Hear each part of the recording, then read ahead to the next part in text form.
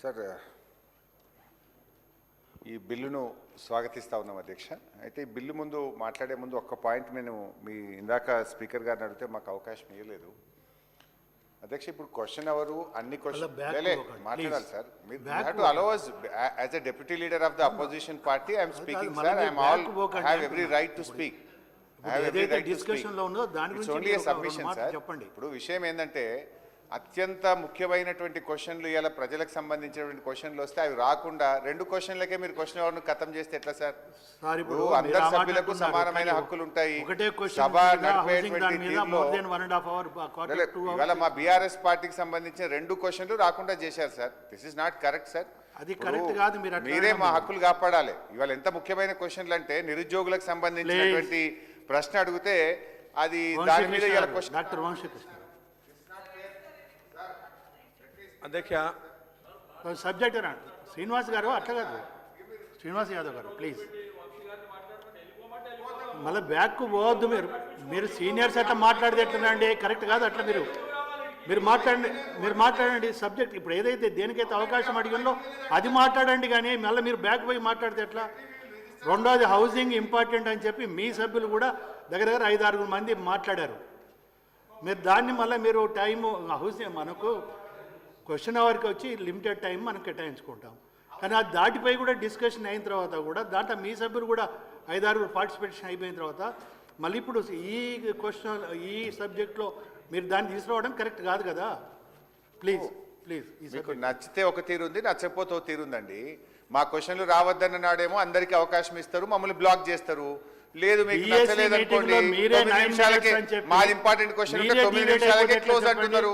This is not the way of running the house sir. We are registering our protest. తర్వాత sir ఈ బిల్లుకు సంబంధించి గౌరవ మంత్రి గారు ప్రవేశపెట్టినటువంటి బిల్లును స్వాగతిస్తా ఉన్నాం అధ్యక్ష. దీనివల్ల మరింత మెరుగ్గా శాఖల మధ్య సమన్వయం సాధిస్తూ బెటర్ పర్ఫార్మెన్స్కు తప్పకుండా ఇది ఉపయోగపడుతుందని చెప్పి మేము ఆశిస్తూ ఉన్నాము. అయితే అధ్యక్ష ఈరోజు నేను మంత్రి గారిని ఈ సందర్భంగా ఒక 3-4 విషయాలు అడగాలనుకుంటున్నాను అధ్యక్ష. ఎట్లయితే ఇప్పుడు మంత్రి గారు ఎయిమ్స్ అండ్ ఆబ్జెక్టివ్స్ చెప్పేటప్పుడు 010 కింద వీళ్ళకి తొందరగా జీతాలు ఇవ్వచ్చు, ఫాస్ట్గా ఇస్తాము, బెటర్ అడ్మినిస్ట్రేషన్ ఉంటుందని అన్నారు. అట్లా మరి ఆశా వర్కర్లు కూడా ఉన్నారు, వాళ్ళను కూడా దీని కిందికి తేగలుగుతామా? ఆశా వర్కర్లకు కూడా గతంలో కాంగ్రెస్ పార్టీ మేనిఫెస్టోలో 18,000 ఫిక్స్డ్ వేతనం ఇస్తామని చెప్పి హామీ ఇచ్చారు.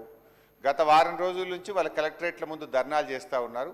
మరి ఇచ్చిన మాట ప్రకారంగా ఆశా వర్కర్లకు 18,000 వేతనాన్ని ఎప్పటి నుంచి అమలు చేస్తారో గౌరవ మంత్రి గారు చెప్పాలని చెప్పి కోరుతా ఉన్నాం అధ్యక్ష.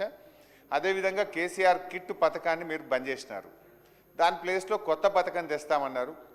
తెస్తారా? ఎప్పటి నుంచి తెస్తారు? నాకున్న సమాచారం ఏంటంటే కేసీఆర్ కిట్ పథకం బంద్ అయిన తర్వాత ప్రభుత్వ ఆసుపత్రుల్లో ఇన్స్టిట్యూషనల్ డెలివరీలు 20% తగ్గాయి. 20% ఇన్స్టిట్యూషనల్ డెలివరీలు ఎందుకు తగ్గాయి? దాన్ని తిరిగి పెంచడానికి ప్రభుత్వం ఏ చర్యలు తీసుకుంటా ఉంది? మరి కేసీఆర్ కిట్ తరహాలో ఇంకో పథకాన్ని ఏమైనా ప్రవేశపెడతారా? ఎప్పుడు ప్రవేశపెడతారు? ఎందుకంటే గతంలో నేను ఆరోగ్య శాఖ మంత్రిగా కూడా పనిచేశాను. కేసీఆర్ కిట్టు, నియోనాటల్ అంబులెన్స్లు, మన ప్రభుత్వం ఎంసీహెచ్ ఆసుపత్రులు పెద్ద ఎత్తున తెరవడము, తద్వారా ఏమైందంటే భారతదేశంలోనే mother mortality rate, infant mortality రేట్ను మనము తగ్గించి దేశంలో 3వ స్థానంలోకి ఆ రోజు మనం చేరుకున్నాం. మరి ఈరోజు ఏ స్థానంలో ఉన్నాము?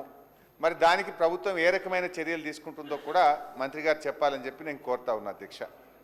అదేవిధంగా అధ్యక్ష నేను మంత్రి గారిని నా కాన్స్టిట్యున్సీకి సంబంధించి కూడా చాలాసార్లు అడుగుతూ, ప్రతి అసెంబ్లీలో అడుగుతున్నా, ఇది బహుశా 10వసారి అడుగుతున్న మంత్రి గారిని. మంత్రి గారు ప్రతిసారి పాజిటివ్ సమాధానం చెప్తారు, కానీ అంగుళం కూడా ముందుకు కదులుతలేదు. సిద్దిపేటలో ఉన్నటువంటి మెడికల్ కాలేజ్ టీచింగ్ హాస్పిటల్ పనులు 90% మా ప్రభుత్వ హయాంలో పూర్తయినాయి. ఆ బ్యాలెన్స్ 10% వర్క్స్ గత 2.5 సంవత్సరాలుగా పదే నేను మంత్రి గారి దృష్టికి తెస్తున్నప్పటికీ కూడా అవి పూర్తి కావడం లేదు. దయచేసి ఆ 10% పనులు పూర్తి చేసి ఆసుపత్రిని ప్రజలకు వినియోగంలోకి తేవాలని చెప్పి కోరుతా ఉన్నాం. అదేవిధంగా నర్సింగ్ కాలేజ్ బిల్డింగ్ కూడా 90-80% పూర్తయింది అధ్యక్ష.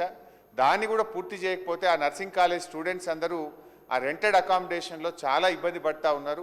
దాన్ని కూడా వెంటనే పూర్తి చేసి నర్సింగ్ కాలేజ్ని కూడా వినియోగంలోకి తేవాలని చెప్పి మీ ద్వారా మంత్రి గారిని కోరుతా ఉన్నా అధ్యక్ష. మంత్రి గారు కొంచెం ఖచ్చితంగా ఒక కట్ ఆఫ్ డేట్ చెప్పండి. 2.5 సంవత్సరాలుగా వాయిదా పడుతూ పోతా ఉంది.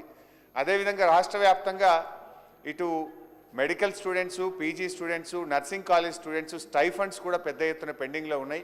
ఆ స్టైఫండ్స్ కూడా తొందరగా రిలీజ్ చేయాలని చెప్పి మీ ద్వారా మంత్రి గారిని కోరుతూ ఈ బిల్లును స్వాగతిస్తున్నాం. Thank you. వంశీకృష్ణ గారు, జస్ట్ 2 minutes. అధ్యక్ష, ఈ తెలంగాణ వైద్య విధాన పరిషత్